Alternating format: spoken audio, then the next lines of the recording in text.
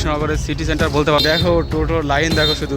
এখানকার পরিবেশটা অনেকটা সুন্দর, পাখির কিচিরমিচির যুক্ত, বাট এই নোংরা পুরো লুকটাকে নষ্ট করে দিয়েছে। এই জায়গাটা বিকেলের দিকে সুন্দর খানিকটা সময় কাটানোর, সুন্দর খানিকটা মুহূর্ত কাটানোর জন্য কৃষ্ণনগরবাসীর জন্য একটা বেশ সুন্দর জায়গা। কৃষ্ণনগর শহরের আসল সৌন্দর্য। এখানে জলে অবস্থা দেখো, মশার দেখো। আমার মনে হচ্ছে কেউ যেন আমাকে ফলো করছে। এই শহরেও হংকিং একদম ভরে ভরে তোমরা পাবে। দেখো ফলের পেটি রেখে দিয়েছে কীভাবে। এটা নাকি একসময় ছিল অঞ্জনা নদীর অংশ। আর স্বাধীনতার এত বছর পরেও আজও কিন্তু এখানে কোনো বিমানবন্দর নেই। বন্ধুরা, আজ আমি এক্সপ্লোর করব ভারতবর্ষ তথা পশ্চিমবঙ্গের এমন এক শহরকে, যে শহর একসময় তার শিল্প সংস্কৃতির জন্য প্রসিদ্ধ ছিল সম্পূর্ণ ভারতবর্ষে তথা সম্পূর্ণ পৃথিবীতে। বিশেষ করে এখানকার শিক্ষা, মাটির পুতুল, সরপুরিয়া, সরভাজার জন্য বলতে গেলে সম্পূর্ণ পৃথিবী এই স্থানকে জানত। যদিও বর্তমানে পলিটিক্যাল অস্থিতিশীলতা হোক বা লো সিভিক সেন্স, বর্তমানে এই শহর তার জৌলুস অনেকটাই হারিয়েছে। কিন্তু তারপরেও এই স্থানের রাজবাড়ি, এই স্থানের দুর্গাপূজা, জগদ্ধাত্রী পূজার জন্য এই স্থান আজও সংবাদের শিরোনামে আসে। তো আশা করি আপনারা বুঝতে পেরেছেন, আজ আমি এক্সপ্লোর করতে চলেছি পশ্চিমবঙ্গের নদিয়া জেলার সদর শহর মহারাজা কৃষ্ণচন্দ্রের শহর নামে পরিচিত কৃষ্ণনগরকে। এক্সপ্লোর করব একজন লোকাল হিসাবে নয়, একজন ট্রাভেলার হিসাবে। দেখাবো এখানকার ভালো মন্দ সমস্ত কিছুই। আমি নতুন একটা সিরিজের শুভারম্ভ করতে চলেছি আমার এই চ্যানেলে। আমি ভারতবর্ষের প্রতিটা রাজ্যের প্রতিটা জেলায়, বিশেষ করে সেই জেলাগুলির সদর শহরে যাওয়ার চেষ্টা করছি একজন ট্রাভেলার হিসাবে সেখানকার পরিবেশ পরিস্থিতি তোমাদের সামনে উপস্থাপন করার। সেখানে কি আছে, কি নেই, কি থাকলে ভালো হতো, কি থাকা উচিত, সেই সমস্ত কিছুই এই ভিডিওগুলোতে এক্সপ্লোর করা হবে। তো আমার এই যাত্রার সাথে যুক্ত হওয়ার জন্য অবশ্যই আমার ইউটিউব চ্যানেল ট্রাভেল ম্যাজিককে সাবস্ক্রাইব করে রাখবেন। এই যাত্রা আমি শুরু করতে চলেছি আমার নিজের জেলার নদিয়া জেলার সদর শহর কৃষ্ণনগরকে দিয়েই। তো চলো প্রথমে কৃষ্ণনগরের হিস্ট্রি নিয়ে কিছু তথ্য তোমাদেরকে জানিয়ে দিই। উইকিপিডিয়া অনুসারে যতটা জানা যায় 1700 সাল নাগাদ এই শহরের প্রতিষ্ঠা হয়েছিল, যদিও তার তখন অন্য নাম ছিল। এরপরে 1864 সাল নাগাদ এ শহর পৌরসভার মর্যাদা লাভ করে এবং এই 18 শতকেই এই শহরের নাম হয় কৃষ্ণনগর। বর্তমানে প্রায় 16 বর্গ কিলোমিটার এরিয়া নিয়ে রয়েছে এই শহরের মেট্রোপলিটন এরিয়ার বিস্তৃতি, যেখানে প্রায় 2.5 লাখের মতন মানুষ বসবাস করে 2025-26 জনগণনা অনুসারে। বহু বিখ্যাত ব্যক্তিত্ব লাইক দ্বিজেন্দ্রলাল রায়, বাঘাযতীন, সৌমিত্র চট্টোপাধ্যায়, ভারতচন্দ্র রায়, গোপাল ভাঁড়ের মতন ব্যক্তিত্ব এই কৃষ্ণনগরে জন্মগ্রহণ করেছিলেন। তো আজ এক্সপ্লোর করব এই কৃষ্ণনগর শহরকে, দেখাবো কৃষ্ণনগরের বর্তমান চিত্র। আমি এই মুহূর্তে রয়েছি কৃষ্ণনগর সিটি জংশন রেলওয়ে স্টেশনে। এখান থেকেই দেখানো শুরু করব। এটি হচ্ছে Krishnanagar city junction railway station. Nadia জেলার যে কটি বড় বড় রেলওয়ে স্টেশন আছে তার মধ্যে অন্যতম। প্রায় লাখখানেকের মতন যাত্রীকে প্রতিদিন সার্ভিস দিয়ে থাকে এই রেলওয়ে স্টেশন। বর্তমানে এই স্টেশন থেকে local train, AC local train ছাড়াও সাইরাং এক্সপ্রেসের মতন দূরপাল্লার ট্রেনগুলিরও স্টপেজ রয়েছে এই Krishnanagar city junction railway station থেকে। তবে বর্তমান সময়ে স্টেশন দৈর্ঘ্যে খুব বেশি না হওয়ায় বর্তমানে স্টেশনের প্ল্যাটফর্মগুলিতে রেনোভেশনের কাজ চলছে। আগামীতে আরও সুন্দরভাবে সেজে উঠবে এই রেলওয়ে স্টেশন। তবে এই স্টেশনে যে জিনিসটা দেখে আমি সবথেকে বেশি হার্ট হলাম তা হলো 4 এবং 5 নম্বর প্ল্যাটফর্মের সাইডে এই যে জায়গাগুলি রয়েছে, এইখানে দেখো একেবারে পুরো প্ল্যাটফর্মের উপরে যে দোকানপাট আছে সেই সমস্ত দোকানপাটের সমস্ত নোংরা নিয়ে এসে এখানেই জড়ো করা। এটা সত্যি খুবই বেদনাদায়ক।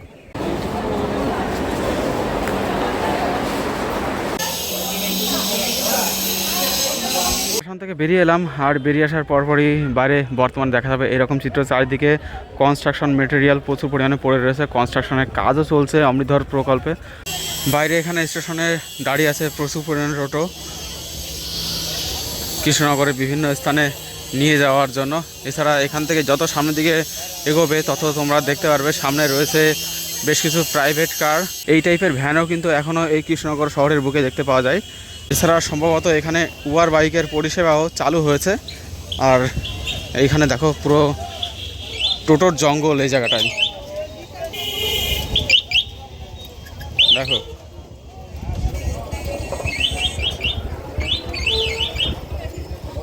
মানে টোটোর থেকে মানুষের পরিমাণ কম।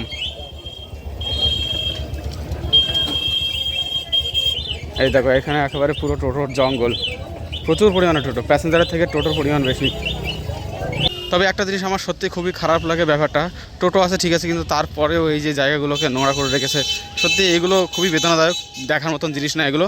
আর এখানে দেখো টোটো, শুধু টোটো শুধু টোটো। সামনে অটো স্ট্যান্ডও রয়েছে, এই দেখো এখানে অটো স্ট্যান্ড, টোটো স্ট্যান্ড, এভরিথিং। এই দেখো। তো তো আমি এখন চেষ্টা করছি এখান থেকে রাজবাড়ির যে মাঠ রয়েছে, রাজবাড়ির যে প্রাঙ্গণ রয়েছে, সেই প্রাঙ্গণে যাওয়ার। এখান থেকে সরাসরি চলে যাব। আর এই হচ্ছে কৃষ্ণনগরের স্টেশন রোড। এই রোডের একটুখানি আগের থেকেই ডানের দিকে চলে যেতে হবে আমাকে রাজবাড়িতে পৌঁছানোর জন্য। দেখো প্রচুর পরিমাণে টোটো, প্রচুর পরিমাণে।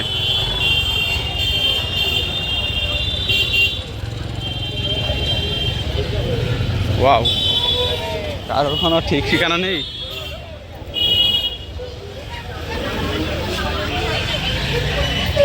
এই হচ্ছে দুপুরের সময় কৃষ্ণনগরের স্টেশন রোড।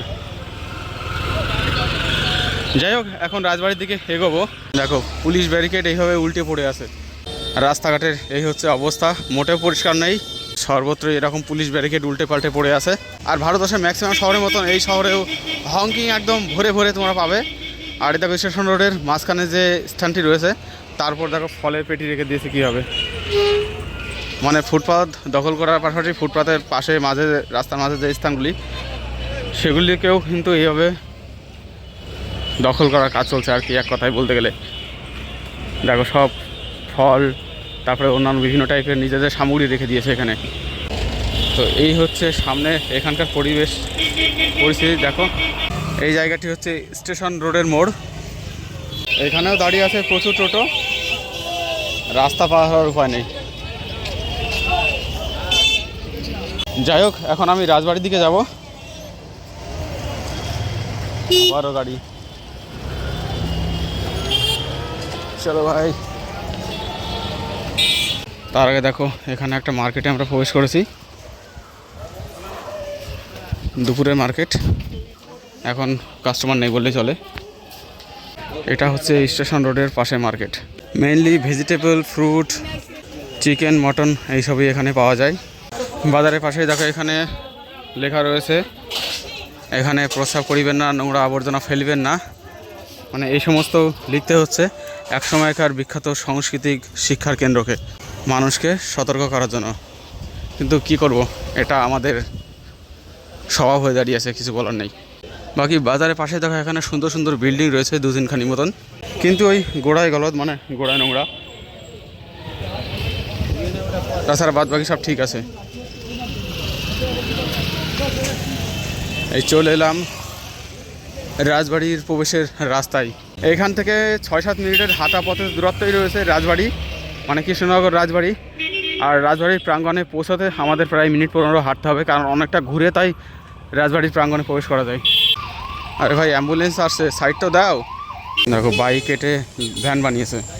এই চলে এসেছি রাজবাড়ির এলাকার মধ্যে। রাজবাড়ির পাশের এলাকা, বাড়িঘরগুলো কিছুটা এইরকম। আর এদিকে 5-7 মিনিটের হাঁটার পরে আমরা রাজবাড়ির একেবারে কাছাকাছি চলে এসেছি। সামনেই এই জলাধারের ঠিক ওই পাশেই যে এলাকা, ওটাই হচ্ছে রাজবাড়ি। আর সবথেকে অবাক করা ব্যাপার হলো, এই যে জলাধারটা, এটা নাকি একসময় ছিল অঞ্জনা নদীর অংশ। বর্তমানে শুধু একটা জলাধার। জানা যায় এই দিকে জলঙ্গি এবং উল্টো দিকে চূর্ণী, এই দুই নদীর মাঝখান দিয়েই প্রধানত এই অঞ্জনা নদীর চলাচল ছিল। তবে বর্তমানে অঞ্জনা নদী তো বলতে গেলে মারাই গেছে। খানিকটা অংশ জায়গায় জায়গায় এইভাবে জলাধারের রূপ নিয়ে আছে অঞ্জনা নদী। আর এখানেও অবস্থা খুবই খারাপ। দেখো এখানেও দেখো একেবারে পুরো জলাধারটার কি অবস্থা করা রয়েছে এখানে। আর তার ঠিক পেছনের দিকেই এইখানেই কিন্তু রয়েছে মহারাজা কৃষ্ণচন্দ্রের রাজবাড়ি, যেখানে আর কিছুদিন পরেই অনুষ্ঠিত হবে বারোদোলে মেলা। এখানে একটা কাঠের ব্রিজ করা হয় বারোদোলে মেলার সময়, তবে বর্তমানে এখানে কাঠের ব্রিজ নেই, শুধুমাত্র মেলার সময় এই ব্রিজটা এখানে দেখতে পাওয়া যায়। তো কাঠের ব্রিজ যেহেতু নেই, আমাকে এখন এই রাস্তা দিয়ে হেঁটে উঠতে হবে সামনে মেন রাস্তায়। তারপরে মেন রাস্তা থেকে বাঁদিকে যাওয়ার পরেই কিন্তু আমাকে রাজবাড়ি যেতে হবে, মানে বেশ খানিকটা ঘুরে তারপরে যেতে হবে। আর এই হচ্ছে এখানকার রাস্তার পরিস্থিতি। পাকা রাস্তার মাঝখানেও এইভাবে ইটের টুকরো ফেলা। আমি যখনই আসি তখনই দেখি রাস্তার এই রকমই পরিবেশ। 1 বছর আগেও যেরকম দেখেছিলাম, এখনও ঠিক সেই একই রকম রয়েছে। আর এই যে জায়গাটি তোমরা দেখতে পাচ্ছ, এখান থেকে কি বাজে দুর্গন্ধ বেরোচ্ছে। যাই হোক, এখন এই রাস্তা পরিত্যাগ করে আবার উঠতে চলেছি রাজবাড়ির রাস্তায়। এখান থেকে আমাদেরকে যেতে হবে বাঁদিকে। এই রাস্তাটিতে আসলে পরেই বুঝতে পারা যায় যে কৃষ্ণনগর শহর আসলে ঠিক কতটা পুরাতন। এই রাস্তাতে প্রচুর কৃষ্ণনগরের পুরাতন বিল্ডিং আছে, ন্যারো রাস্তা আছে। এখানকার ইটগুলি এখানকার পুরানো ইতিহাসের বর্ণনা দেয়। যে 1864 সালে এই পৌরসভার প্রতিষ্ঠা হয়েছিল। তবে আমি মনে করি আজ এ শহর অনেকটাই দূষিত হয়ে গেছে। নতুন করে এ শহরের রেনোভেশনের দরকার আছে। রাস্তাঘাট, নদী নালা থেকে শুরু করে সমস্ত কিছুই। এই হচ্ছে এখানকার নালাগুলির অবস্থা, পুরো নোংরায় ভর্তি। দেখো, একটা গুরুত্বপূর্ণ শহরের মাঝে গুরুত্বপূর্ণ একটা রাস্তা, কিন্তু ন্যারো রাস্তা হওয়ার কারণে শুধুমাত্র এই রাস্তায় চলাচল করতেও কিন্তু ভয় লাগে। না আছে কোনো ফুটপাথ, না আছে কিছু, রাস্তার উপর দিয়েই এইভাবেই হেঁটে হেঁটে যেতে হচ্ছে। এবার গাড়ি, টোটো বিশেষ করে এগুলো যখন চলাচল করে তারা তো মানে একদম হর্ন বাজাতে থাকে, তারপরে বেখেয়ালিভাবে চলাচল করে, তো একটা অ্যাক্সিডেন্টের সম্ভাবনা থেকেই যায় মাঝে মধ্যে। যাই হোক, চলে এসেছি রাজবাড়ির প্রাঙ্গণের একেবারে কাছাকাছি। সামনে দেখতে পাচ্ছ, এটা হচ্ছে রাজবাড়ির গেট। এই রাজবাড়ির কোল দিয়েই এই রাস্তা এদিকে চলে গেছে কৃষ্ণনগর বাস স্ট্যান্ডের দিকে, এবং অপোজিট দিকে চলে গেছে দত্তপুলিয়া অভিমুখে। তো এখন এই গেটের পাশ দিয়েই আমি রাজবাড়ির অঙ্গনের দিকে প্রবেশ করার চেষ্টা করব। এটা একটা ঐতিহাসিক নিদর্শন, যদিও পাবলিক প্রপার্টি বর্তমানে। সেই রাজবাড়ির যারা বংশধর আছে তারাই বর্তমানে বসবাস করে, তবুও এই জায়গাটা আমার মনে হয় সরকারের তরফ থেকে সংরক্ষণ করে এই জায়গাটাকে যদি ট্যুরিস্টিক বানানো যায়, তাহলে সরকারের এবং যারা রাজবাড়ির যে সমস্ত বংশধর আছে তাদেরও অনেক লাভ হয়। বাট বর্তমানে শুধু ধুলো আর ধুলো। প্রতি বছর এখানে যে বারোদলে মেলাটা হয় সেটা কিন্তু আগামী 25শে মার্চ থেকে শুরু হতে চলেছে। আর বারোদলে মেলার সময় কিন্তু এই স্থান পুরোপুরি একেবারে দোকানপাট এবং লোকজনে সম্পূর্ণরূপে ভর্তি হয়ে যায়।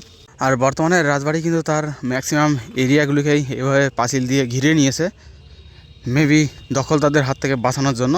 এই যে সামনে যে ফাটকটা রয়েছে, এটাই হচ্ছে রাজবাড়ি প্রবেশের মূল ফাটক। এটাও আগে সম্পূর্ণরূপে ওপেন ছিল, গেটের এই পাশে ও পাশে কোনো দিকে গেট দেওয়া ছিল না, কিন্তু বর্তমানে চারিদিকে গেট দেওয়া রয়েছে। সামনে শুধুমাত্র মেলা বলেই গেটগুলি কিন্তু খুলে দেওয়া রয়েছে। তো এখন সেখান থেকে ভেতর প্রবেশ করব।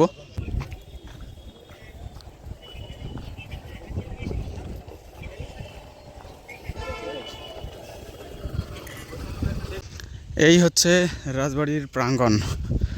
এখানে কিন্তু সামনে বারোদলে মেলার প্রস্তুতি চলছে। এই রাজবাড়ির প্রাঙ্গণের পাশেই এই যে এলাকাগুলো রয়েছে, পুরনো পুরনো ঘরগুলো রয়েছে, ঘরগুলোও কিন্তু রাজবাড়ির সাথে কোনো না কোনোভাবে কানেক্টেড। বাট এখন এই মুহূর্তে এখানে কিন্তু রাজবাড়ি তেমন কেউ থাকে না, বাইরের লোকই বলতে গেলে থাকে। এই জন্যই হয়তো যে রাজবাড়ির প্রাঙ্গণ, সেই প্রাঙ্গণ কিন্তু পাঁচিল দিয়ে সম্পূর্ণরূপে ঘিরে দেওয়া হয়েছে, যাতে করে বাকি যে এলাকা সেই এলাকা আর দখল না হয়ে যায়। তো এই প্রাঙ্গণ থেকে রাজবাড়িতে প্রবেশের মূল গেট কিন্তু আগে এটাই ছিল। বর্তমানে এই গেট দিয়ে ভেতরে প্রবেশ করা যায় না, আমি আপনি প্রত্যেকে জানি। আমরা এখানে একটা মূল গেটে ছোট্ট ফাঁকা মতনও ছিল, যদি বর্তমানে সেই ফাঁকাটাকেও বন্ধ করে দিয়েছে। বর্তমানে এখানে চলছে বারোদল মেলার প্রস্তুতি, এবং সেই সাথে এই হচ্ছে রাজবাড়ির গেটের সমভাগ। এখানে দেখতে পাচ্ছ কিছু শুটিং চলছে, জানি না কারা করছে এগুলো। আর এখন যেহেতু মূল ফাটকের পাশে গেটগুলি বন্ধই থাকে, তো বারোদলে মেলার জন্য যেহেতু খোলা হয়েছে, প্রচুর মানুষ কিন্তু আসছে, তারা ভেতরে প্রবেশ করতে পারছে। অনেকেই এসে বলছে যে এখানে গেট বন্ধ থাকে, ভেতরে প্রবেশ করতে পারি না।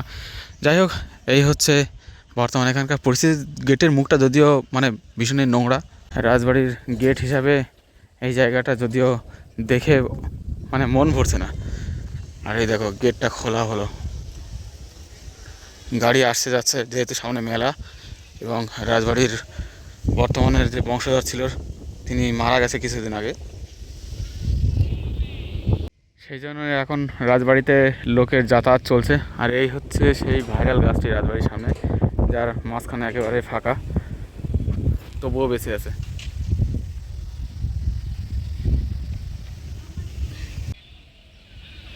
যাই হোক, এখন কৃষ্ণনগর রাজবাড়ি ছেড়ে এগিয়ে যাব সামনে কৃষ্ণনগর বাস স্ট্যান্ডের দিকে। রাজবাড়ির মাঠ চত্বর থেকে বেরোনোর পরে মূল রাস্তায় ফিরে আসার মুখেই কিন্তু নির্মীয়মান বিল্ডিংয়ের কাজ চলছে। মেবি কোনো মল টল হবে হয়তো অদূর ভবিষ্যতে। কৃষ্ণনগরে কিন্তু খুব বেশি উঁচু উঁচু বিল্ডিং নেই, থাকলেও সেগুলো 7 ফ্লোর 8 ফ্লোর তার বেশি নেই। তবে এটাকে দেখে মনে হচ্ছে একটু বেশি হলেও হতে পারে। তবে রাজবাড়ির গেটের সম্মুখগুলিতে এই অবস্থা দেখে সত্যিই ভীষণই খারাপ লাগলো, একেবারে নোংরা পরিবেশ। এখানে রাজবাড়ির তরফ থেকে বিজ্ঞপ্তি তো দেওয়া রয়েছে, কিন্তু সেটা কেউ মানছে না এবং সেটা মানানোর জন্য কেউ নেইও। তো রাজবাড়ি থেকে আমি বেরিয়ে এসেছি, এখন এখান থেকে চলেছি কৃষ্ণনগর বাস স্ট্যান্ড অভিমুখে। এই রাস্তাটি হচ্ছে দত্তফুলিয়া থেকে এসেছে কৃষ্ণনগর বাস স্ট্যান্ড অভিমুখে চলে গেছে। এবার ট্রান্সপোর্টেশনের কথা যদি বলি, বিভিন্ন প্রান্ত থেকে, জেলার বিভিন্ন প্রান্ত থেকে এখানে পৌঁছানোর প্রধান মাধ্যম কিন্তু একমাত্র বাসই। ট্রেন আছে, তবে ট্রেনের সর্বত্র বিস্তার নেই। আপনি যদি কৃষ্ণনগর শহরের মধ্যে ঘোরাঘুরি করতে চান তাহলে আপনাকে ভাড়া করতে হবে টোটোর মাধ্যমে আপনি সম্পূর্ণ কৃষ্ণনগর ঘুরে নিতে পারেন। আর স্বাধীনতার এত বছর পরেও আজও কিন্তু এখানে কোনো বিমানবন্দর নেই, মানে এরোপ্লেনের মাধ্যমে আপনি অন্যান্য স্থান থেকে এই স্থানে আসা যাওয়া করতে পারবেন না। নিয়ারেস্ট এয়ারপোর্ট এখান থেকে অনেকটাই দূরে দমদমে রয়েছে। আর এই ধরনের কাজকর্ম রাস্তার উপরে সর্বত্র সবসময় চলতেই থাকে। রেল যোগাযোগ ব্যবস্থাও খুব বেশি উন্নত নয়। বহু ট্রেন লাইনকে এই কৃষ্ণনগর সিটি জংশন রেলওয়ে স্টেশনের সাথে যুক্ত করার জন্য ডিমান্ডেবল হয়ে রয়েছে। সেগুলো যদি কমপ্লিট হয় তাহলে কৃষ্ণনগর অনেক স্থানের সাথে যুক্ত হতে পারে। আর দেখো কৃষ্ণনগরের প্রাচীনত্বের কথা বলছিলাম, দেখো সেই সময়কার কনস্ট্রাকশন, এগুলো গেটটা দেখো কত পুরাতন গেট, মেবি শালঘাটেরই হবে গেটটা, সেই জন্য আজও টিকে আছে। দারুণ বানিয়েছিল কিন্তু সেই সময়।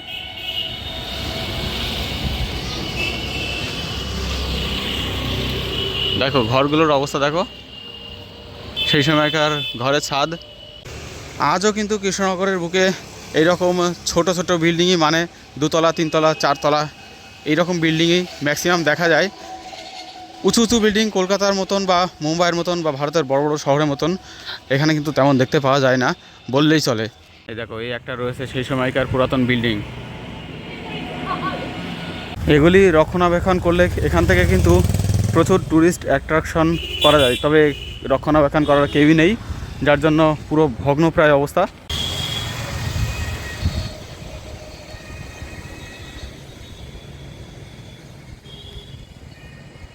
শুধু তাই নয়, আজ স্বাধীনতার এত বছর পরেও এখানে তেমন ধরনের কোনো বড় শিল্প গড়ে উঠেছে বলে আমার অন্তত জানা নেই। কৃষ্ণনগরের ঘূর্ণির মাটির হস্তশিল্প যথেষ্ট খ্যাতি ছিল এতদিন, কিন্তু এই মুহূর্তে যেন সেই হস্তশিল্পতেও অনেকটা ভাটা পড়েছে। শিল্প আছে, শিল্পী আছে, কিন্তু ক্রেতা নেই, যার জন্য এখন অনেকেই ওই শিল্প থেকে বিমুখ হয়ে যাচ্ছেন। আমি যাব সেই স্থানের দিকে, অর্থাৎ ঘূর্ণির দিকে। এই বিল্ডিংটা দেখো কী সুন্দর বিল্ডিং, কিন্তু পরিষ্কার নয়, মেনটেন্যান্সের অভাব রয়েছে। ভাই রাস্তায় গাড়ি তেমন একটা নেই, কয়েকটাই মাত্র বাইক যাচ্ছে, তারপরে হংকিংয়ের পরিমাণ একটু কমালে কি এমন সমস্যা হয় বুঝি না। ফাঁকা রাস্তা, একটা দুটো গাড়ি যাচ্ছে, তাও হংকিং করতেই আছে, হর্ন বাজাতেই আছে প্রত্যেকে। মনে হচ্ছে এখান দিয়ে কতই না গাড়ি যাচ্ছে। দেখো অবস্থা দেখো, কয়েকটাই মাত্র বাইক আছে।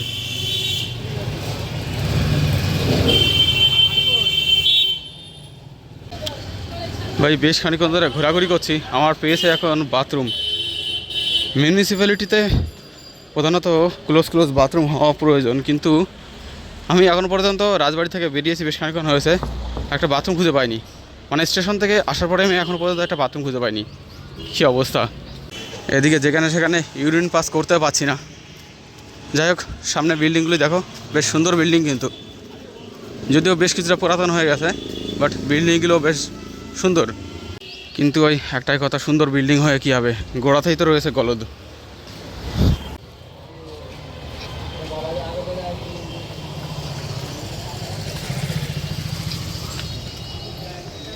কৃষ্ণনগর এবি হাই স্কুল, সামনে এই বাদিকে চলে গেছে এবি হাই স্কুল মোড়। এখানে দেখো কিছু ডিজাইন করা রয়েছে, বেশ সুন্দর দেখতে এই জায়গাটা।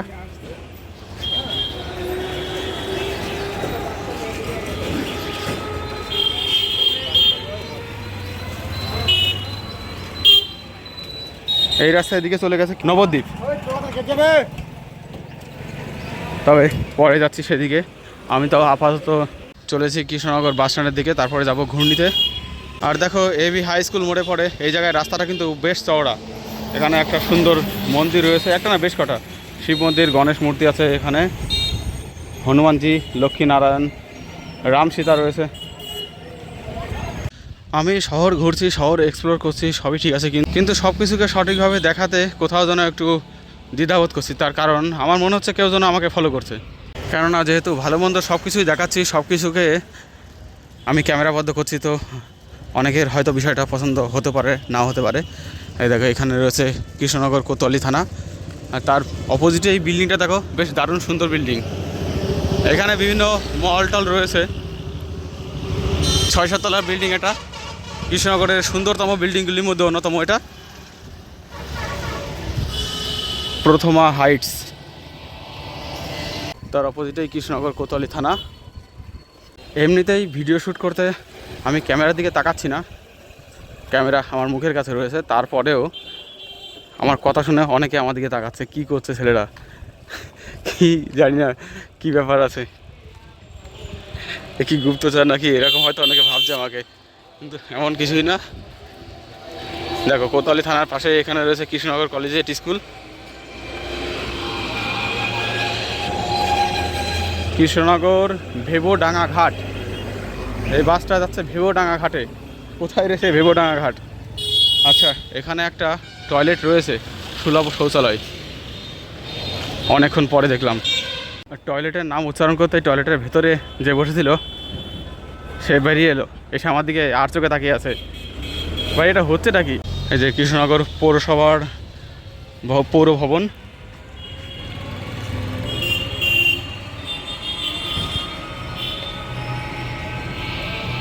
যাই হোক, যেটা বলছিলাম যে আমার দিকে এইভাবে তাকানোর মানে কি আছে? আমি এখানে কোনো গুপ্তচর নই, আমি এই এলাকার নাগরিক। এসেছি কৃষ্ণনগর মিউনিসিপ্যালিটি মোড়ে, এদিকে সোজা চলে গেছে জলঙ্গির ঘাট, আর এদিকে চলে গেছে কৃষ্ণনগর বাস স্ট্যান্ড। এখন কৃষ্ণনগর বাস স্ট্যান্ডে যাব, জলঙ্গির ঘাট একটু পরে তোমাদের দেখাচ্ছি। কৃষ্ণনগর কাটোয়া ঘাট, এটা কৃষ্ণনগর নবদ্বীপ হয়ে তারকেশ্বর। বাপরে, তারকেশ্বরও বাদ যায় এখান থেকে। জয় গুরু গোপীনাথ। এই দেখো সব যাচ্ছে অগ্রদ্বীপের মেলায় যাচ্ছে। এইখানে বাস স্ট্যান্ড রোডের পাশে দেখো দুটো মন্দির রয়েছে, বাট লোকজন দেখছি না তেমন একটা। এই মন্দিরটায় যদিও লোক আছে বলে মনে হচ্ছে, বাট ভিতরে এখন ঢুকছি না। পাশে এই যে এইচপির পেট্রোল পাম্প রয়েছে। ভাই অনেকক্ষণ পরে এই একটা মিউনিসিপ্যালিটির ফ্রি টয়লেটের জায়গা পেয়েছি, তবে অবস্থা টয়লেটের যা না খারাপ, টয়লেটের পাশের অবস্থা তার থেকেও বেশি খারাপ। এখানে মেবি খোলা টয়লেট করতো লোকজন, তার জন্যই এই পাকা টয়লেটটা করে দিয়েছে। কিন্তু তার পাশে দেখো এখানে জলের অবস্থা দেখো, মশার দেখো।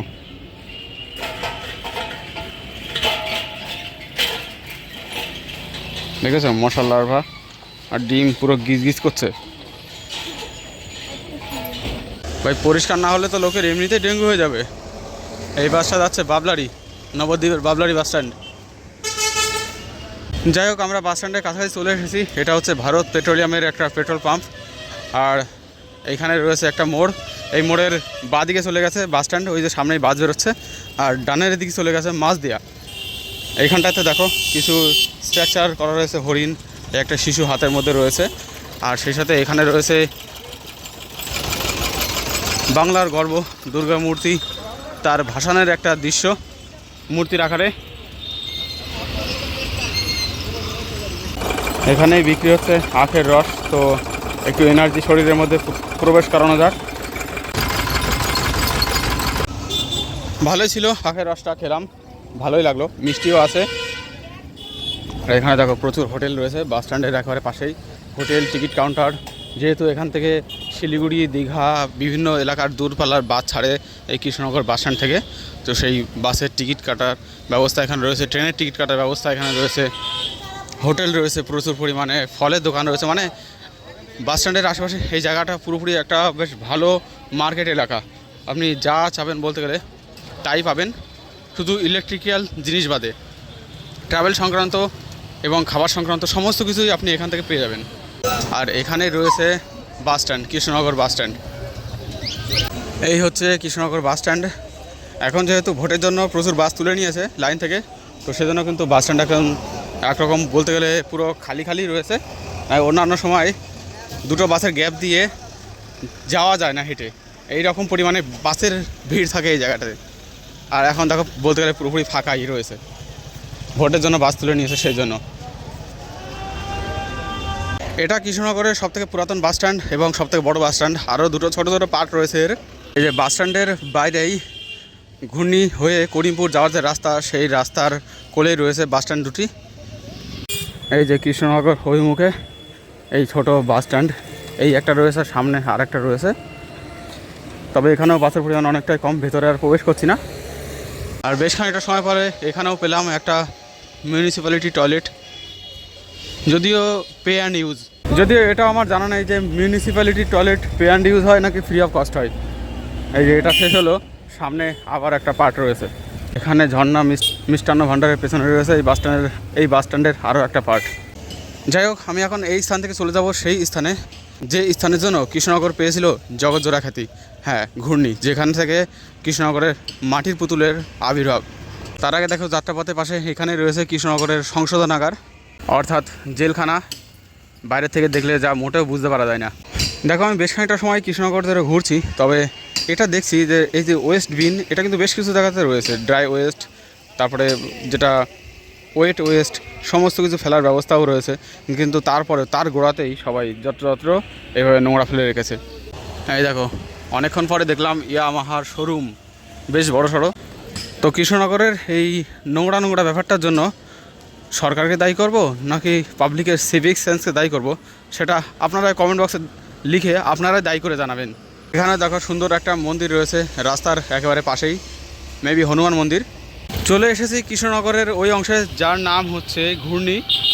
আর এখানে আসার পরে একটা জিনিস তো কনফার্ম, ধীরে ধীরে মানুষ কিন্তু তার শৈল্পিক সাধনা থেকে আস্তে আস্তে অন্য ব্যবসার দিকে নিজেকে ঘুরিয়ে নিচ্ছে। একসময় যার জন্য এই কৃষ্ণনগর পেয়েছিল জগৎজোড়া খ্যাতি, আজ তারই অবস্থা অনেকটাই টলমলো। কেন এই শিল্পের এখানে এই অবস্থা হয়েছে তার সঠিক তথ্য আমি জানি না। মেবি আগে যতটা ছিল হয়তো ততটাই আছে, এটাকে বাড়ানোর প্রক্রিয়াকরণ কেউই করেনি, সেই জন্যই হয়তো আমরা সেটাকে দেখতে পাই না। তবে এই শিল্পকে যদি বাড়িয়ে নিয়ে যাওয়ার জন্য সাধারণ মানুষের পাশাপাশি সরকারও সহযোগিতার হাত না বাড়িয়ে দেয়, তাহলে হয়তো কৃষ্ণনগর যার জন্য বিখ্যাত, যে মাটির কাজের জন্য বিখ্যাত, সেই মাটির কাজ কিন্তু ধীরে ধীরে সম্পূর্ণরূপে লোপ পেয়ে যাবে, এটাই আমার মনে হয়। যাই হোক, সোজা এদিকে বাঁদিকে চলে গেছে করিমপুর, আর ডান দিকে রয়েছে ঘূর্ণি, সেই মাটির পুতুলের এলাকা। এখানে বেশ কিছু দোকানে আজও কৃষ্ণনগরের মাটির পুতুলের শিল্পের নজর দেখতে পাওয়া যায়।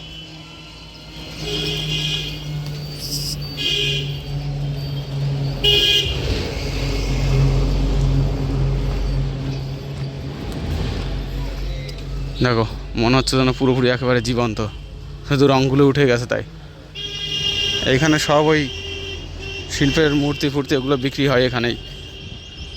বেশ কিছু দোকান রয়েছে, তবে কোনো কাস্টমার নেই, কিচ্ছু নেই, সম্পূর্ণরূপে ফাঁকা। এই একটা দোকান রয়েছে, এখানে কিছু কাস্টমার রয়েছে।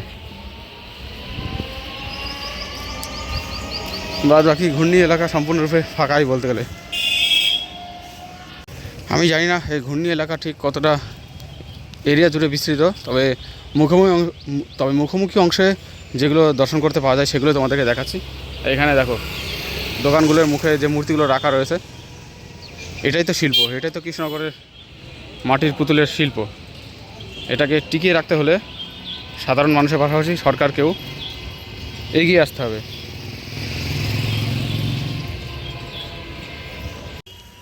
এগুলো সিমেন্ট বালি দিয়ে বানানো।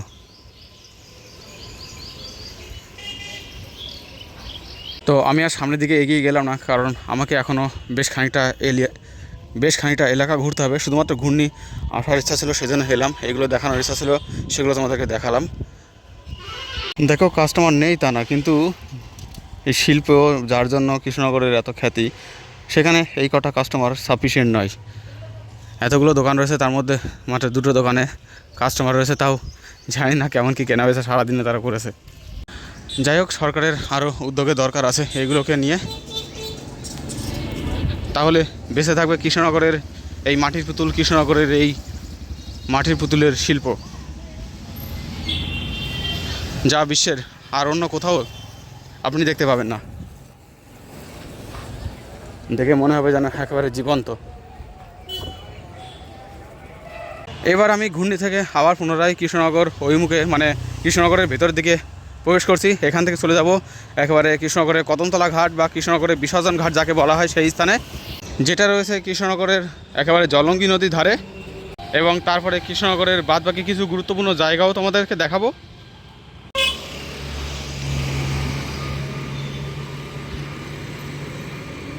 তো ভাই কৃষ্ণনগরের মেন রাস্তা ছেড়ে আমি এখন প্রবেশ করেছি কৃষ্ণনগরের ভেতরের গলিতে গলিতে।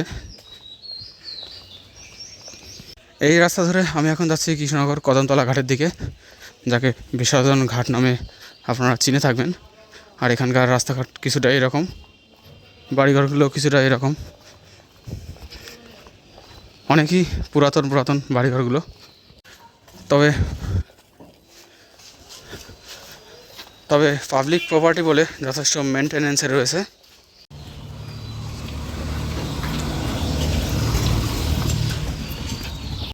আর এখানে আমি অলমোস্ট জলঙ্গি নদীর তীরে চলে এসেছি, যদিও কদমতলা ঘাট এখান থেকে আরও বাদিকে বেশ খানিকটা যেতে হবে।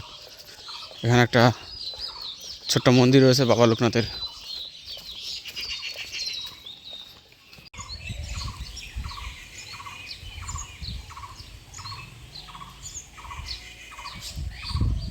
তো কদমতলা ঘাটের আগে এখানে একটা ছোট্ট ঘাট করা রয়েছে। এই ঘাটের এখানে নেমে তোমাদেরকে জলঙ্গি নদীটা দেখায়। দেখো, জলঙ্গি নদীকে বাঁচানোর জন্য এখানে কৃষ্ণনগর পৌরসভার তরফ থেকে অনুরোধ এবং সতর্কীকরণ, সেই সাথে ফাইনের ব্যবস্থা করা রয়েছে। তারপরেও এই পরিস্থিতি, ঘাটের দুই পাশে পাতাপুতি থেকে মানুষজনের ফেলানো আবর্জনাও এখানে রয়েছে। এই হচ্ছে সামনে জলঙ্গি নদী। ভাই, গাছে এই ধরনের কাপড়কে টাঙিয়ে রাখে, এটা কি আবার কি কি টাঙানো আছে দেখো গাছে।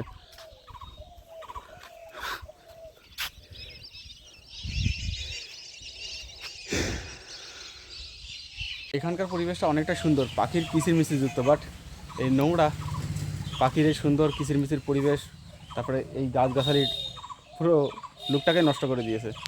শুধুমাত্র পুজো পার্বণ বা ধর্মীয় ওয়েস্ট নয়, বিভিন্ন ধরনের ওয়েস্ট এখানে আমার আশেপাশে পড়ে আছে, আমার দুপাশেই পড়ে রয়েছে। তো এক্ষেত্রে কাউকে দোষারোপ না করে অবশ্যই পৌরসভাকে এর হাত থেকে পরিত্রাণের উপায় খোঁজা উচিত।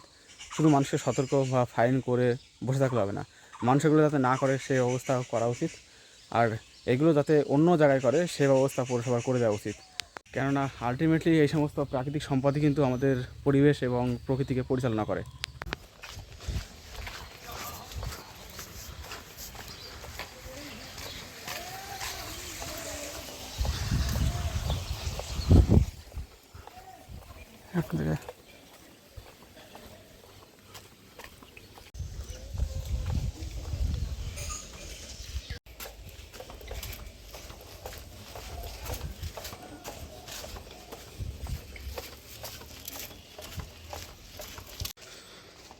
তো কদমতলা ঘাটের দিকে এগিয়ে যাচ্ছি। আর এই জায়গাটিকে তো সুন্দর করার প্রচেষ্টা হয়েছে, কিন্তু কমপ্লিটলি নয়, শুধু টাইলস বসিয়ে উপরে কালো পাথর ঢেলে দিয়েছে।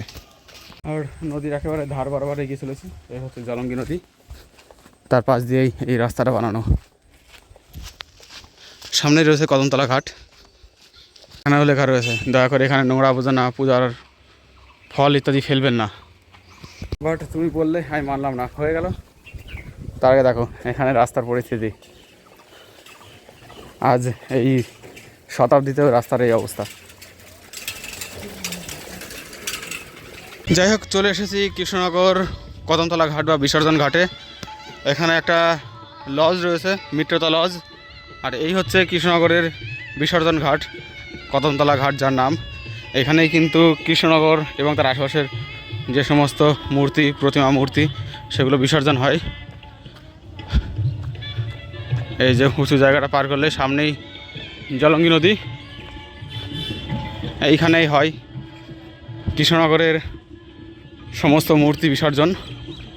দুর্গা মূর্তি, জগদ্ধাত্রী মূর্তি সহ যাবতীয় মূর্তি আছে জলঙ্গিতে, এখানে বিসর্জন দেওয়া হয়। এখানে একটা ছোট পার্ক মতন করা রয়েছে।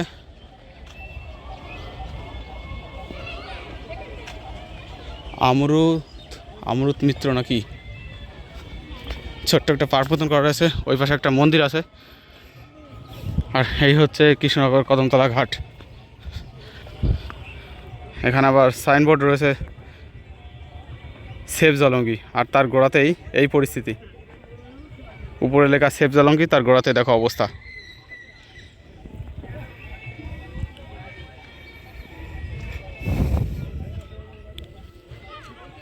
এই জায়গাটা বিকেলের দিকে সুন্দর খানিকটা সময় কাটানোর, সুন্দর খানিকটা মুহূর্ত কাটানোর জন্য কৃষ্ণনগরবাসীর জন্য একটা বেশ সুন্দর জায়গা। এখানে প্রবেশ করার পরে বুঝতে পারছি বহুত মানুষ এসেছে বিকেলের দিকে এখানে ছবি তুলছে।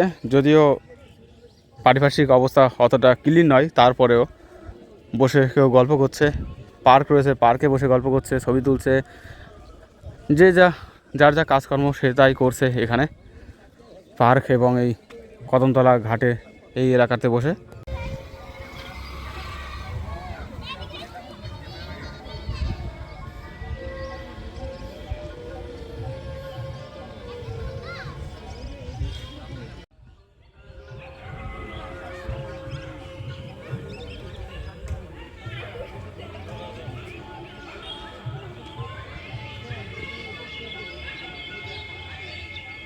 এই জায়গাটা যতটা ওয়েল ডেকোরেটেড তার থেকে নোংরাটাই বেশি লাগছে। শুধু এই পজিশনটা পরিষ্কার, বাদবাকি দুপাশের জায়গাগুলো, নদীর কোলটা সব নোংরা। আর এই ঘাটের কোলেও একটা পে অ্যান্ড ইউজ টয়লেট রয়েছে, বাট তালা বন্ধ। আর এই মিত্রতা লজে মেবি আজ কোনো বিবাহের অনুষ্ঠান আছে।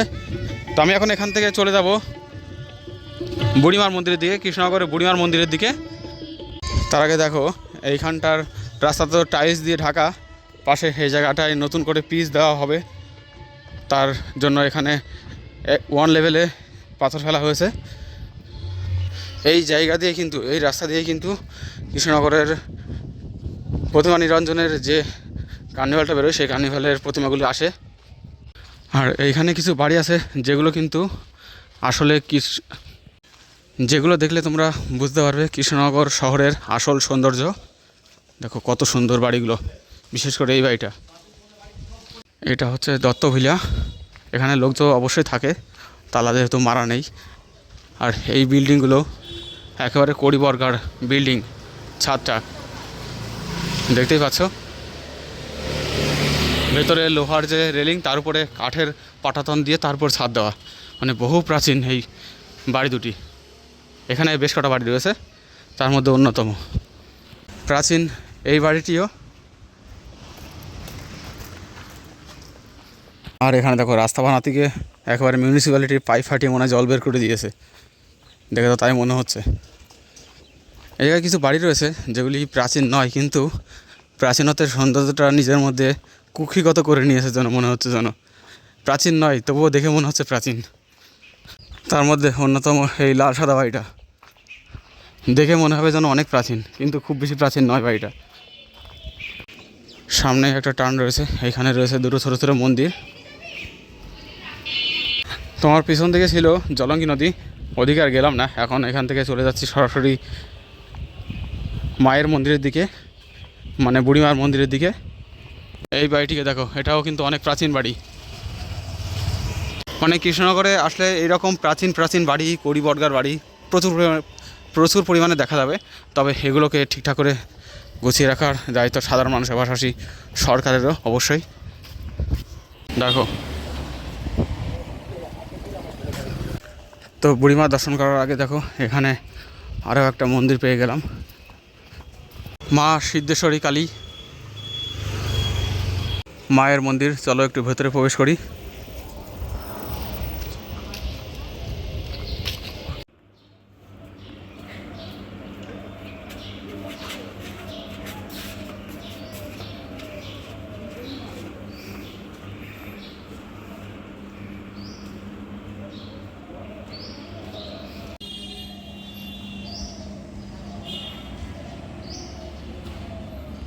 এবার সিদ্ধেশ্বরী কালী মায়ের মন্দির দর্শন করে চলেছে, এবার বুড়ি মায়ের মন্দির দর্শন করতে।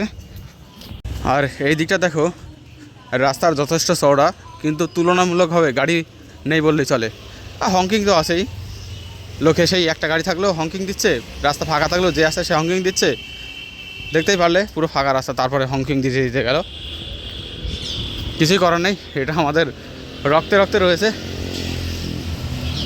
এই একটা দেখো বিল্ডিং রয়েছে, মেবি কোনো মসজিদ হবে। এটিও সেই সময়কার পুরাতন বিল্ডিং, জানি না মসজিদ কীভাবে হলো। এই একটা রয়েছে বেশ বড় সড়ো আকারের লাল বিল্ডিং, মেবি শপিং মল সহ বিভিন্ন টাইপের দোকানপাট আছে এর ভেতরে। এই কৃষ্ণনগর শহরে তেমন ধরনের কোনো ভারী শিল্প না থাকলেও এখানে কিন্তু সব সরকারি অফিস কাছারি, আদালত, স্কুল, কলেজ, হসপিটাল সমস্ত কিছুই বিদ্যমান রয়েছে, শুধু নেই ভারী বা কোনো ধরনের শিল্প। তো সেই হিসাবে দেখতে গেলে এই শহর কিন্তু অনেকটাই নোংরা শিকার। যাই হোক, এখন আমি এখান থেকে প্রবেশ করব বুড়িমার মন্দিরের দিকে।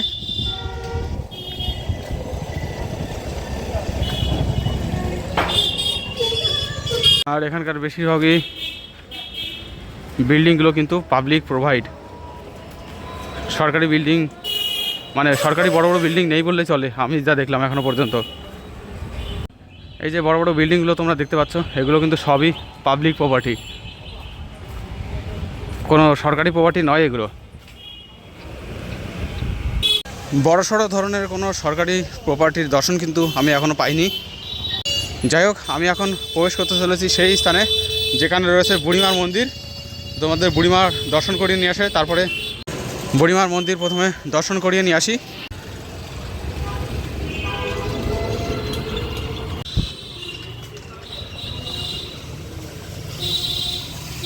আর বুড়িমার মন্দির প্রবেশের আগে এই জায়গাটা দেখো, অনেকটাই সুন্দর, অনেকটাই পরিষ্কার। শুধুমাত্র এই টোটোগুলো যদি না থাকতো, টোটোর ভিড় যদি না থাকতো, এই জায়গাটা দেখতে কিন্তু যথেষ্ট ইউনিক।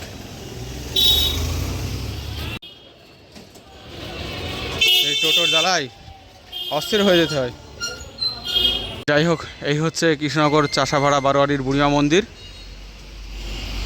এখানে কিন্তু বর্তমানে বেশ কিছু রেনোভেট করা হয়েছে। এখানে আবার লেখা হয়েছে হৃদয় জুড়ে বুড়িমা। জগদ্ধাত্রী পুজোর দিন তো এই জায়গায় পা রাখাটাই দায়ী, এত পরিমাণে ভিড় হয়। যাই হোক, ফিরে যাচ্ছি আবার পুনরায় সেই রাস্তাতেই। আমি প্রায় দুপুর থেকে বলতে গেলে পুরো কৃষ্ণনগর শহর হেঁটে হেঁটে বেড়ালাম। একটা জিনিস এখানে ভালোভাবে ফলো করতে পারলাম, তা হলো কেউ কোনো ডিসিপ্লিন তেমন একটা মানে না।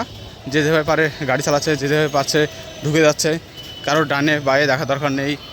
লোকজন হাঁটছে, হেঁটে যাচ্ছে, তাকে আগে যেতে দেওয়া যাবে না, নিজে আগে গাড়ি ঢুকিয়ে দেবে হংকিং করতে করতে। আর যদি সাইড না দেয় গায়ে বাঁধিয়ে দেবে, অশান্তিও হবে। এটা কমন এখানে। আর টোটো তো মানে কি বলবো, পাবলিকের থেকেও টোটো বেশি পরিমাণে আসে। যাই হোক, মূল রাস্তায় ফিরে এসেছি। আর এখানে দেখো, রাস্তার উপরেই টোটো গাড়ি যেমন দাঁড়িয়ে আছে, সেরকম রাস্তার উপরে বসেছে বিভিন্ন জিনিসপত্রের দোকানপাট, বিশেষ করে জামা কাপড়ের দোকান।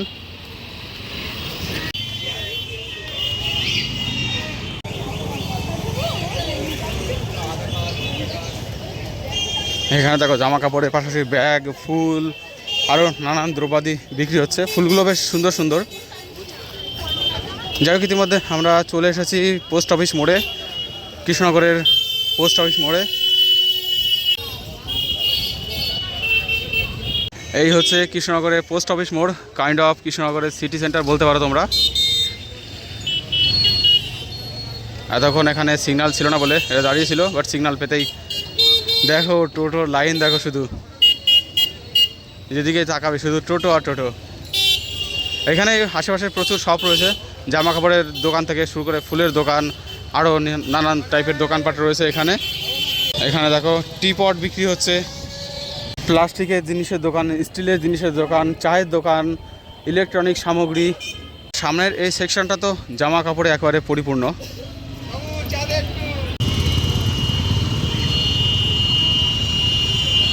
আর এই পোস্ট অফিস মোড় থেকে আমি দেখতে পাচ্ছি দূরে হচ্ছে সূর্যাস্ত। Street food.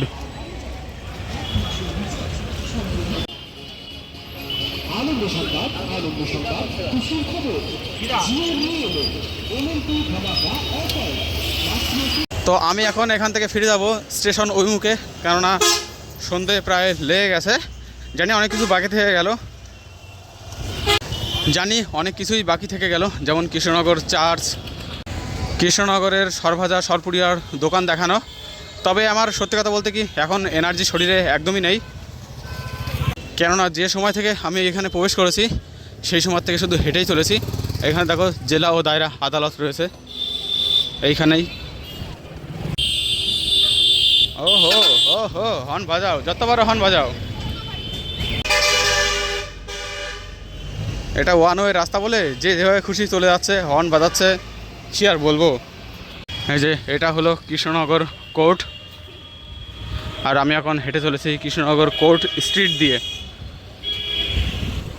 মুখ্য বিচার বিভাগীয় আদালত, আর সামনে ওদিকে হচ্ছে সূর্যাস্ত। বেশ দারুণ একটা আবহাওয়া কিন্তু পড়ছে, একেবারে ঘড়িটার উপর দিয়ে লুকিয়ে গেল সূর্যটা। পাশেই এখানে রয়েছে স্টাইল বাজার।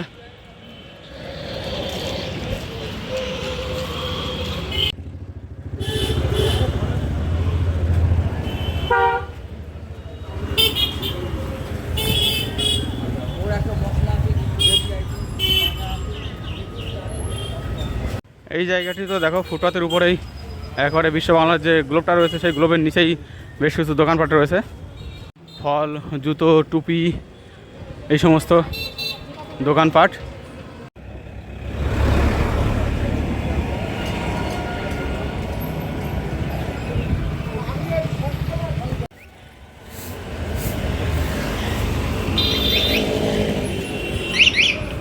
এর একটা জিনিস দেখো, এই ধরনের রিক্সাগুলো কিন্তু এখন কৃষ্ণনগরের আশপাশে অন্য কোথাও তেমন একটা দেখতে পাওয়া যায় না। আর যে চালানোর লোকটাও দেখো একেবারে বুড়ো হয়ে গেছে, তার মানে ইয়ং জেনারেশন কিন্তু কেউ এই টাইপের রিক্সায় ইন্টারেস্ট দেখাচ্ছে না, কারণ এখন ইলেকট্রিক্যাল টোটো রয়েছে।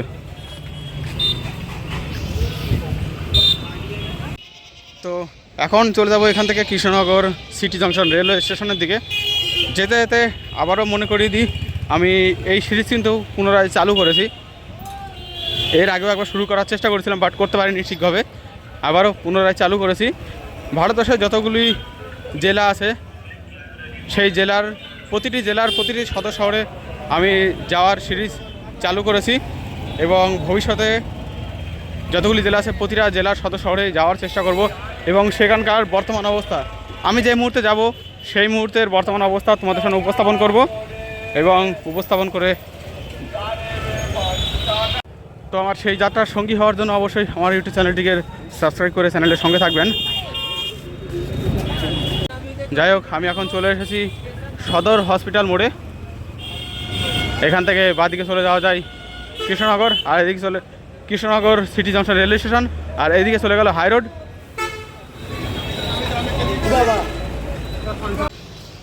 আর এখানকার বেশ কিছু রাস্তা দেখলাম এই ধরনের টাইলস পাতানো। এগুলো যদিও ওল্ড, মানে অনেক পুরাতন হয়ে গেছে সিস্টেমটা, তবুও যথেষ্ট টেকসই। তবে এর উপর দিয়ে স্প্রিংলেস গাড়ি লাইক সাইকেল চালানো সত্যি খুবই মুশকিলের কাজ, প্রচণ্ড ব্যথা হয়ে যায় আর চালানোও টাফ। তো যেটা বলছিলাম, আমার এই যাত্রাকে তোমরা সফল করার জন্য অবশ্যই আমার ইউটিউব চ্যানেলটিকে সাবস্ক্রাইব করে রাখবে, এবং চ্যানেলে ভিডিওগুলো যে এলাকার ভিডিও আমি দেবো সেই এলাকাগুলো সম্পর্কে ইন্টারেস্টেড থাকলে অবশ্যই ভিডিওগুলো একটু দেখবে, শেয়ার করবে, তাতে আমার একটু উপকার হবে। কেননা দূর দূরান্তের অনেক জায়গায় যেতে হয় এই জন্য। তো তাহলে ফিজিক্যালি, মেন্টালি এবং অর্থনৈতিক সমস্ত ধরনের সাহায্যই করা হয়ে যায়, এবং আমি আরও সুন্দর করে আমার এই এক্সপ্লোর যাত্রা সম্পন্ন করতে পারি।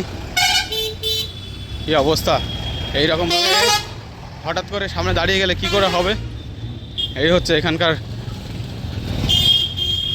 মানুষজনদের সিভিক সেন্স। যাই হোক, আমার কথায় রাগ করার কোনো প্রয়োজন নেই। আমি যেটাই দেখলাম, যেটা আমার সামনে নিজে চোখে দেখলাম, সেটাই সবাইকে জানালাম, সবার সাথে শেয়ার করলাম। তো আশা করি ভালো মন্দ দুই মিশিয়েই জানিয়েছি, দুই মিশিয়েই বলেছি। তো আমার পরে রাগ না করে যারা এখানে বসবাস করো, যারা এখানকার স্থানের লোকালের দায়িত্বে আছো, তারা বিষয়গুলিকে মাথায় নিয়ে জিনিসগুলিকে ঠিক করার চেষ্টা করো, এটা আমার দেশেরই অংশ, তাই প্রত্যেকের কাছে আমি রিকোয়েস্টই করব, দেখো কৃষ্ণনগরে মানুষ ঘুরতে আসে, আর যার জন্য বর্তমান সময়ে শুধুমাত্র টোটোওয়ালারাই কিছু টাকা ইনকাম করতে পারে, আর তেমন কিছু ইনকাম করতে পারে বলে আমার তো মনে হয় না। না সরকার পারে, না অন্যান্য যে সমস্ত দোকানদার তারা পারে। তো এই জায়গাটা যাতে সবাই পায়, শুধু টোটালও নয়, প্রত্যেকেই যাতে এই অংশের ভাগটা পায়, সেদিকে নজর দেওয়া as a social media creator আমারও কর্তব্য। তো আমি যখন ভালো জিনিসটা দেখাতে পারছি, খারাপ জিনিসটাও দেখাতে অবশ্যই পারবো, বা যে জিনিসটা দেখাচ্ছি তার ভালো মন্দ দিকও বিচার বিবেচনা করতে পারবো। যতটুকু আমার সামর্থ্য ততটুকুই করব, তার বেশি করতে যাবো না। বাদবাকিটা করার জন্য তোমরা আছো, কমেন্ট বক্সে কমেন্টের ফুলঝুরি উড়িয়ে দেবে। আর যারা এই সমস্ত এলাকার দায়িত্বে থাকবে তারা এই জিনিসগুলির প্রতি নজর দেবে এবং জিনিসগুলিকে ঠিক করার চেষ্টা করবে, এটাই আমি আশা রাখবো। দেখো সন্ধ্যা হয়ে গেছে, 5টার উপরে বেজে গেছে প্রায়। আবারও আমি ফিরে চলেছি সেই স্থানে যেখান থেকে আমার এই যাত্রা শুরু করেছিলাম।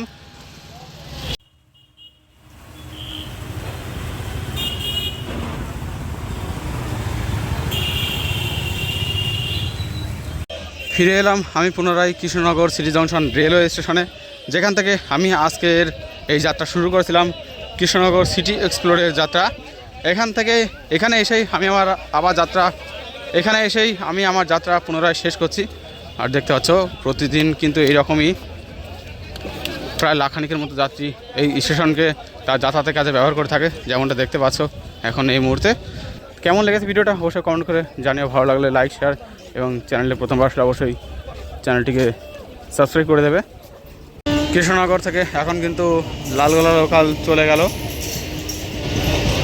শিয়ালদাহ লালগোলা মেমু, যদিও মেমু নাই, এটা ইএমইউ।